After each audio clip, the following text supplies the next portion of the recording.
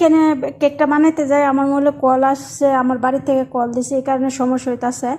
ঠিক আছে, আমি এখানে 9টা ডিম দিছি, এই গ্লাস দেওয়া, এখানে চিনি দিছি 1 গ্লাসের একটু কম দিছি।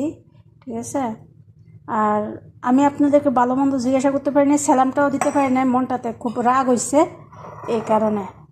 আর এখানে আমি দুধ আর তেল একসাথে করে নিচ্ছি, যেহেতু আমি গুঁড়া দুধ ব্যবহার করি না, পানি দুধ ব্যবহার করছি। ঠিক আছে, এখানে 3 গ্লাস আটা নিচ্ছি, 3 চামচ বেকিং পাউডার নিচ্ছি। এখানে কেকটা বড় করে বানাবো এই